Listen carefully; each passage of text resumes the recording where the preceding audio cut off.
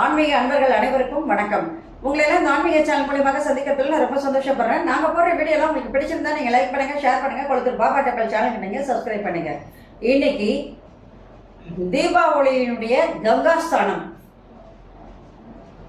அதை பற்றி ஒரு சின்ன பதிவு கொடுக்க போகிறேன். ஏற்கனவே தீபாவளி பற்றி நிறையா சொல்லியிருக்கேன், உங்களுக்கே நல்லா தெரியும், அதெல்லாம் திருப்பி சொல்ல வேண்டாம்.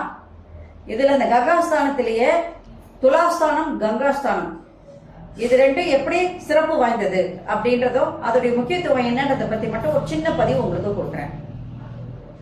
தீபாவளி அப்படின்னு சொன்னால தீப ஒளி திருநாள் என்றுதான் சொல்ல வேண்டும்.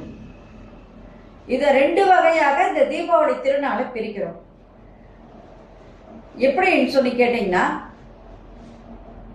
ஐப்பசி கங்காஸ்தானம் என்றும் ஐப்பசி துலாஸ்தானம் அப்படின்னு கூட இந்த தீபாவளி திருநாளை ரெண்டா பிரிச்சு சொல்லுவாங்க.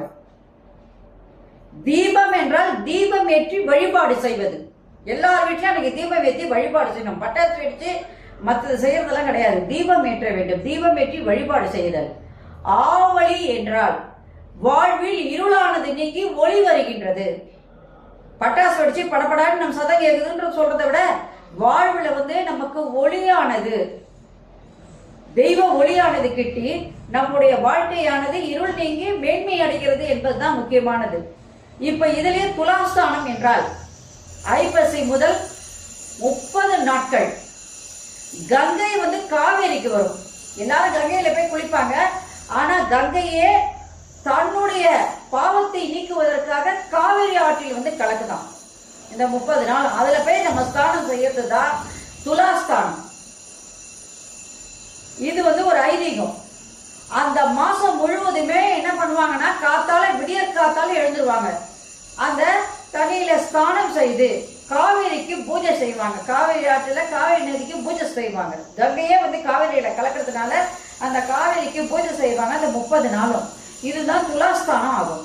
பூஜை முடிஞ்ச பிறகு என்ன பண்ணுவாங்கன்னா, சுமங்கலி பெண்கள்லாம் இருப்பாங்க இல்லையா, அவங்களுக்கு ஒரு மஞ்சள் குங்குமம், வெத்தலை பாக்கு, பழம், பூ எல்லாம் வச்சு கொடுப்பாங்க. முடிஞ்சா ஒரு பிளவுஸ் பீஸும் வச்சு கொடுப்பாங்க. இதுதான் துலாஸ்தானம். இதுதான் முக்கியமானது தீபாவளின்னு சொன்னாலே.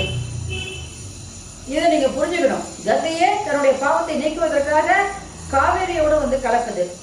அப்ப அந்த காவேரி நதிக்கு நாம என்ன பண்றோம், ஒரு நன்றி சொல்லும் ஒரு நாளாக இது அமைகிறது. அந்த 30 நாள் அந்த தாய்க்கு பூஜை பண்றோம், காவேரி தாய்க்கு. அதான் துலாஸ்தானம். இதிலே கங்காஸ்தானம் என்றால் என்ன அப்படின்னு பார்க்கணும். தீபாவளி அன்னைக்கு காத்தால 3 மணிலேருந்து 5 மணிக்குள்ள